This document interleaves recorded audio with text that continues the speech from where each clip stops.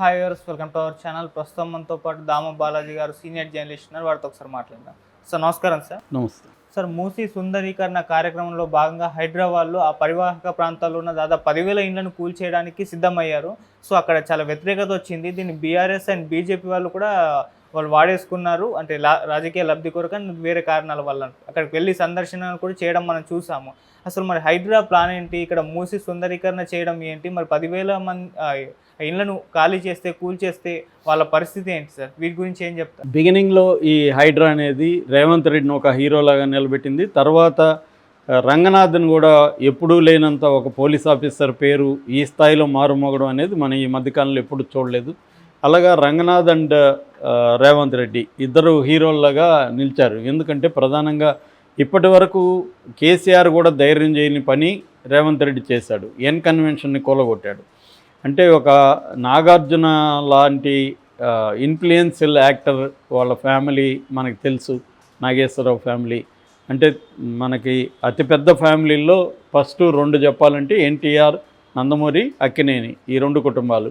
అలాంటి ఫ్యామిలీ వాళ్ళదే కూలగొట్టాడంటే ఇతను హీరోరా అని అందరూ అనుకున్నారు. కానీ హైడ్రా పెద్దవాళ్ళ మీదకి పోవడం మానేసి తన బుల్డోజర్ని పేదల మీదకి, మిడిల్ క్లాస్ మీదకి తిప్పడం అనేది జరిగిపోయింది.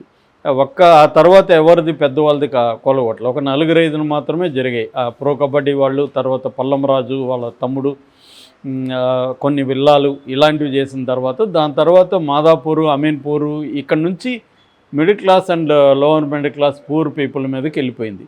ఇదే కాంటెక్స్ట్లో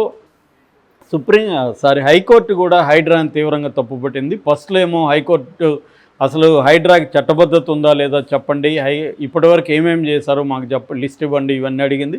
దాని తర్వాత మొన్న అమీన్పూర్లో ఒక ఇల్లు కూలగొట్టిన దానికి అది ఆల్రెడీ కోర్టులో ఉంటే కూడా మేము చెప్తే వినలేదని హైకోర్టుకి వెళ్ళినప్పుడు హైకోర్టు వ్యక్తిగతంగా హాజరుగమ్మని రంగనాథ్కి నోటీసులు ఇచ్చింది.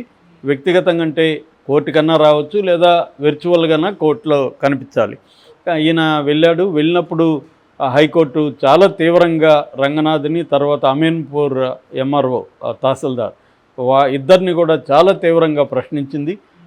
ఎందుకు మీరు ఇలా కూలగొట్టారంటే రంగనాథ్ ఏమో ఎంఆర్ఓ మీద వేసేద్దాం అనుకున్నాడు. ఎంఆర్ఓ చెప్పాడు కాబట్టి మేము పంపించామన్నాడు. అంటే ఎంఆర్ఓ మన అదేంటి చార్మినార్ని కూలగొట్టమంటే నువ్వు వెళ్ళి కూలగొట్టేస్తావా అని కూడా అడిగింది. ఆయన ఏదో ఎక్స్ప్లెనేషన్ ఇద్దాం అనుకుంటే కూడా అడిగిన దానికి మాత్రం సమాధానం చెప్పని కూడా తీవ్రంగా రంగనాథన్ కూడా హైకోర్టు ప్రశ్నించింది. సో ఆ స్థాయిలో రంగనాథ్ని గట్టిగానే వేసుకున్నారు. తర్వాత శనివారం, ఆదివారం మిమ్మల్ని ఎవడు కూలగొట్టమన్నాడు, అట్లాగే ఈవినింగ్ వెళ్ళి కూలగొట్టే ఇది మీకు ఎవరు ఇచ్చారు, కావాలని మీరు హాలిడేస్లో వెళ్ళి వాళ్ళకి నోటీసులు ఇచ్చేసి ఆ నోటీసులను పెట్టుకొని వాళ్ళు ఏం చేస్తారు, వర్కింగ్ డే అయితే కోర్టుకు వస్తారు, హాలిడేస్లో వాళ్ళు ఏం చేయరు. సో మిమ్మల్ని ఎవరు హాలిడేస్లో ఇది చేయమన్నారు, మిమ్మల్ని ఎవరు సండేస్ వర్క్ చేయమన్నారు, మీరు మీ పొలిటికల్ బాసుల్ని సాటిస్ఫై చేయడం కోసం ఇలా చేస్తే మీ ఉద్యోగాలు పోతాయి, ఈసారి మీకు ఏ రకమైన నోటీసు లేకుండా ఉద్యోగాలు పోతాయన్న తీవ్ర స్వరంతో కూడా హైకోర్టు వెచ్చని. అంటే ఈ స్థాయిలో హైడ్రాకి బ్యాడ్ నేమ్ ప్రజల్లోనూ వచ్చింది, ఇటు కోర్టులోనూ వచ్చింది. మరోవైపు బుచ్చమ్మని ఆవిడ ఆత్మహత్య చేసుకుంటే ఎన్హెచ్ఆర్సి నేషనల్ హ్యూమన్ రైట్స్ కమిషన్కి వాళ్ళ ఇంట్లో వాళ్ళు కంప్లైంట్ చేస్తే వాళ్ళు కూడా దీని మీద రంగంలో దిగారు. ఇలా అన్ని వైపుల నుంచి రంగనాథ్కి ఇది చుట్టుకున్నట్టుగా కనబడుతుంది. ఎందుకంటే ఆయన ఇన్ఛార్జి కాబట్టి, కమిషనర్ కాబట్టి. ఆయనేమో పదే వాపోతున్నాడు, మేము హైడ్రా ఇప్పటివరకు నివాస గృహాలను ఏది కూలగొట్టట్లేదు అని చెప్తున్నాడు. హైడ్రా పని చెరువులను విముక్తి చేయడమే, అంతేగాని మేము కూలగొట్టే పని మాది కాదంటున్నాడు. అట్లాగే రీసెంట్గా మూసీ పరివాహక ప్రాంతంలో ఉండే 10,000 పైన ఉండే ఇండ్లను గుర్తించాము, దాన్ని కూలగొడతామని బయలుదేరారు. అది హైడ్రాది అని వార్తలు వచ్చాయి. అది మాది కాదు, మాకు సంబంధమే లేదు, మేము మార్క్ చేయలేదు, మేము సర్వే చేయలేదు. నా పరిధి ring road ring road, outer ring road, ORR పరిధిలోనే ఉంటుంది తప్ప నేను ఓఆర్ఆర్ దాటి మాకు లేదు. ఎక్కడో జిల్లాల్లో జరిగింది కూడా హైడ్రానే వేస్తున్నారు. మీరు మాకు దుష్ప్రచారం చేయడం ఆపండి, దుష్ప్రచారం చేసే వాళ్ళ మీద చర్యలు కూడా తీసుకుంటామని కూడా హెచ్చరిక చేశాడు. ఆ తర్వాత అసలు మూసీది ఏంటి అనుకుని చూసినప్పుడు ఆయన చెప్పింది ఏంటంటే మూసీ సుందరీకరణ స్పెషల్ ప్రాజెక్టు, దానికి Musi river front development corporation అని సపరేట్గా ఒక వ్యవస్థ ఉంది, వాళ్ళు చేస్తున్నారని చెప్పాడు. సో ఆ రకంగా కొద్దిగా ఈయన సేఫ్ జోన్లోకి వెళ్ళినట్టుగా మనకు అర్థమవుతుంది. ఎవరు రంగనాథ్. కానీ రేవంత్ రెడ్డి మీద ఇప్పుడు ఇది పెద్ద ఎత్తున ఇదైంది. రేవంత్ రెడ్డి ఏమంటే దీన్ని ప్రెస్టేజియస్గా తీసుకున్నాడు. మూసీ సుందరీకరణ స్పెషల్ ప్రాజెక్ట్ని 1,50,000 కోట్లు దానికోసం కేటాయించినట్టు కనబడుతుంది. ఇప్పుడు ఏమైందంటే ఈ 10,000 మా ఇండ్లు ఏవైతే ఉన్నాయి, 10,000 అంటే దాదాపు 40,000 పాపులేషన్ ఉంటుంది.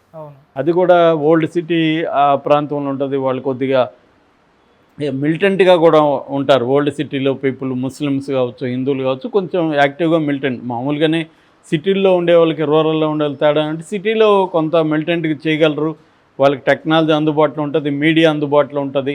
ఒక రూరల్లో జరిగే పోరాటానికి సిటీలో జరిగే పోరాటానికి తేడా ఉంటుంది. రెండోది ఇక్కడ స్టేట్ లీడర్షిప్ అంతా ఉంటారు కాబట్టి ఇమీడియట్గా స్పందిస్తారు. సో దీనికి ఇప్పుడు ఇటు బీజేపీ ఇటు బీఆర్ఎస్కి ఇది బాగా కలిసి వచ్చింది. ఇప్పటివరకు ఏంటంటే రేవంత్ రెడ్డి ప్రభుత్వం మీద పోరాడడానికి వాళ్ళకి బలమైన ఆయుధాలు దొరకలేదు. ఇప్పుడు ఇమీడియట్గా దొరికింది. రెండోది నెక్స్ట్ ఇయర్ జేహెచ్ఎంసీ ఎన్నికలు ఉన్నాయి కాబట్టి దీంట్లో రంగంలోకి దిగారు. ఈరోజైతే కేటీఆర్ మొన్నటి వరకు ఆయన హై ఫీవర్తో బాధపడుతున్నాడు. ఈరోజు ఆయన కూడా రంగంలో దిగాడు. ఒక రకంగా వాళ్ళకి ఇది మంచిగా కలిసి వచ్చింది. ఎందుకంటే ప్రజలే బీఆర్ఎస్ ఆఫీస్కి గుంపులుగా వెళ్ళిపోయి మొరబెట్టుకుంటున్నారు మమ్మల్ని కాపాడండి. ఎందుకంటే మొత్తం మార్క్ చేసేసారు ఇండ్లు. అప్పటికి ప్రభుత్వం తరఫున కొంతమంది రంగంలోకి దిగి చెప్తున్నారు, మేము ఓన్లీ మార్క్ చేసాం కానీ కూలగొట్టము. వాళ్ళందరినీ కన్విన్స్ చేసి ఇండ్లు 14 ప్లేసుల్లో ఆల్రెడీ 5-6 వేల డబుల్ బెడ్రూమ్ ఇల్లు ఉన్నాయి. ఇంకొక 700 శాంక్షన్ చేయమని గవర్నమెంట్ని అడుగుతున్నారు. మొత్తం 15,000 ఇల్లు డబుల్ బెడ్రూమ్ ఇల్లు నిర్మిస్తాము. ఆ ఇళ్లలోకి వీళ్ళని షిఫ్ట్ చేస్తాం. ఇక్కడ ప్రాబ్లం ఏంటంటే మనకు ముంబై, కలకట్టాల్లో కూడా ఇదే జరిగింది. అక్కడ ఉన్న స్లమ్స్ని క్లీన్ చేద్దాం అనుకొని బ్రహ్మాండమైన ఇండ్లు కట్టించిస్తే వాళ్ళు ఎవరు వెళ్ళలేదు అక్కడికి. ఎందుకు వెళ్ళలేదంటే దాని కారణాలు వాళ్ళకు ఉన్నాయి. ఒకటి కమ్యూనిటేరియన్ లివింగ్, వాళ్ళ ఫ్రెండ్స్, బంధువులు అందరూ కలిసి ఒక చోట నివసిస్తూ ఉంటారు. అన్నిటికంటే ఇంపార్టెంట్ లైవ్లీహుడ్. వాళ్ళు ఏవో చిన్న షాపులు పెట్టుకుంటారు, ప్లంబర్లుగా పనిచేస్తుంటారు, ఇంకొకటి చేస్తుంటారు. ఆడవాళ్ళేమో ఇళ్లలో పనులు చేస్తుంటారు. వాళ్ళ లైవ్లీహుడ్లు అంతా దాన్ని బేస్ చేసుకొని ఉంటాయి. సడన్గా వాళ్ళని డిస్ప్లేస్ చేసి తీసుకెళ్ళి నువ్వు ఎక్కడో ఇంట్లో పెట్టేస్తే అక్కడ వాళ్ళు ఎలా బతకాలి, వాళ్ళ లైవ్లీహుడ్లు ఏంటి, వాళ్ళ ట్రాన్స్పోర్ట్ వ్యవహారాలు ఏంటి, అవి ఎక్కడో ఉంటాయి. సడన్గా వాళ్ళని డిస్ప్లేస్ చేస్తారు. మనమే ఒక ఇల్లు మారాలంటే మిడిల్ క్లాస్ వాళ్ళు మనమే ఎన్నో ఆలోచిస్తాం. నెక్స్ట్ ఆ ఏరియాలో మనకి ఫ్రెండ్స్ ఉన్నారా లేదా, లోన్లీగా ఉంటుందేమో, ఇవన్నీ ఆలోచిస్తాం మనం. అట్లాంటిది పేద ప్రజలు వాళ్ళకి కమ్యూనిటీ సపోర్టే ఇంపార్టెంట్. వాళ్ళకి నలుగురు ఒక చోటు ఉంటే రేపొద్దున వరదలు వస్తాయి, ఇంకొకటి వస్తాయి, వాళ్ళకి హెల్ప్ జరుగుతుంది. నువ్వు ఎక్కడో పోయి లోన్లీగా కూర్చుంటే వాళ్ళకి టైం పడుతుంది మళ్ళీ అక్కడ కమ్యూనిటీ బిల్డింగ్ ఇవన్నీ. అట్లాగే లైవ్లీహుడ్స్ కూడా ఇబ్బంది. ఇవన్నీ మెల్లమెల్లగా చేయాలి తప్ప నేను ప్రకటించాను కాబట్టి జరిగిపోవాలన్నట్టుగా ఉంటే కష్టమైంది. అది రేవంత్ రెడ్డి చేసిన తప్పు. దీంతో ఇప్పుడు కేటీఆర్ రంగంలో ఇది ఆల్రెడీ కేటీఆర్ ఇదంతా పెద్ద కుంభకోణం స్కాము, మూసీ అనేది ఒక పెద్ద స్కామ్ అని కేటీఆర్ చెప్తున్నాడు. ఆయన ఎగ్జాంపుల్స్ కూడా ఇచ్చాడు. 2,400 కిలోమీటర్లు ఉన్న గంగా నదిని క్లియర్ చేయడానికి జస్ట్ 40,000 కోట్లు మాత్రమే ఖర్చు అయింది. అట్లాగే సబర్మతి రివర్ని క్లీనింగ్కి 7,000 కోట్లు మాత్రమే ఖర్చు అయింది. 55 కిలోమీటర్ల పొడవున్న మూసీకి మాత్రం 1.5 లక్ష కోట్లు ఎందుకు అని కేటీఆర్ ప్రశ్నిస్తున్నాడు. దీని వెనక ఒక పెద్ద స్కామ్ ఉంది. కాంగ్రెస్ రాహుల్ గాంధీకి 25,000 కోట్లు రేవంత్ రెడ్డికి టార్గెట్ ఇచ్చారు. అందుకని ఈ ప్రాజెక్టు పెట్టాడు. ఈ ప్రాజెక్టు పెట్టి ఇదేంటంటే పూడికి తీయడము, ఇళ్ళు ఖాళీ చేయడము, దీనికి ఖర్చు తగ్గుతుంది. కానీ దీన్ని పెంచేసి విపరీతంగా 25,000 కోట్లు అక్కడ ఇచ్చేసి మిగతా కొన్ని వేల కోట్లు రేవంత్ రెడ్డి జోబులు వేసుకోవడానికే ఈ ప్రాజెక్టు పెట్టాడని కేటీఆర్ విమర్శిస్తున్నాడు. సో ఇలాగా ఇప్పుడు ఏమైందంటే ఈయన నిజంగా ఈయనకి మూసీ రివర్ని క్లీన్ చేయాలని ఇంటెన్షన్ ఉండొచ్చు రేవంత్ రెడ్డి. కానీ దాని వెనక ఇదొక పెద్ద స్కామ్ అనేది ఇప్పుడు ప్రజల్లోకి వెళ్ళిపోయింది. ప్రజలు దాన్ని పెద్ద ఎత్తున నమ్ముతున్నారు. లేదంటే ఇప్పుడు హైడ్రా మీద ఈయన రంగనాథ్ ఎంత సమర్థించుకున్నా రంగనాథ్కి ఎదురయ్యే ప్రశ్న, మీరు ఎందుకు పెద్దవాళ్ళ ఆస్తుల జోలికి వెళ్ళట్లేదు అనేది రంగనాథ్కి ఎదురయ్యే ప్రశ్న. దానికి ఆన్సర్ అయితే ఆయన కూడా ఇచ్చే పరిస్థితిలో లేడు. మీరు ఎందుకు మిడిల్ క్లాస్ మీదకి ఇంకొకరికి వెళ్తున్నారు, కొత్తగా కడుతున్నాయా లేకపోతే పాతవా అనేది పక్కన పెట్టి, పాత మేము కొట్టట్లేదు అంటున్నాడు. ఓకే, కొత్తవైనా కూడా పేదల లేకపోతే మిడిల్ క్లాస్ వాటికి ఎందుకున్నాయి? పెద్దవి అందరూ ఆక్యుపై చేసుకొని కట్టుకున్నారు, వాళ్ళ జోలికి మీరు ఎందుకు వెళ్ళలేదు అనే ప్రశ్న ఇవాళ వస్తుంది. అందుకనే దానం నాగేంద్రే అడుగుతున్నాడు కాంగ్రెస్ అతని, ఐమాక్స్ అని ఎందుకు కూలగొట్టరు మీరు, ఐమాక్స్ అనేది చెరువు అదెందుకు కూలగొట్టరు, నెక్లెస్ రోడ్లో అనేక భవనాలు చెరువులోనే ఉన్నాయి, అమీర్పేట చెరువు, అనేక ప్రాంతాలు ఎక్కడ పోయినా మనకి చెరువుల్లోనే కనబడతాయి పెద్ద పెద్ద వ్యవహారాలు. వాటినేవి జోలికి వెళ్లకుండా మీరు ఫామ్ హౌస్ల జోలికి, గెస్ట్ హౌస్ల జోలికి, పెద్ద పెద్ద విల్లాల జోలికి వెళ్లకుండా మిడిల్ క్లాసు పూర్ జోలికి ఎందుకు వెళ్తున్నారు అన్న నా ప్రశ్నకి రంగనాథ్ కూడా ఆన్సర్ ఏమి ఇవ్వలేకపోతున్నాడు. సో ఇది మెల్లమెల్లగా రేవంత్ రెడ్డికి చుట్టుకునే అవకాశం కనబడుతుంది. బీఆర్ఎస్కి ఇది ఒక వరంలాగా కలిసి వచ్చింది.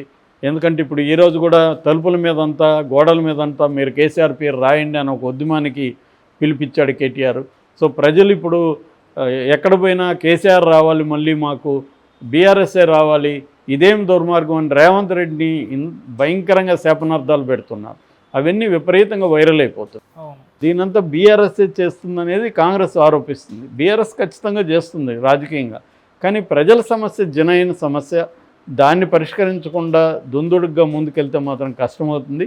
నాకు తెలిసి రేవంత్ రెడ్డి వెనకడుగు వేయక తప్పదు, లేకపోతే తనకి చాలా పెద్ద దెబ్బ తగిలే అవకాశం కనిపిస్తుంది. Okay sir, thank you so much.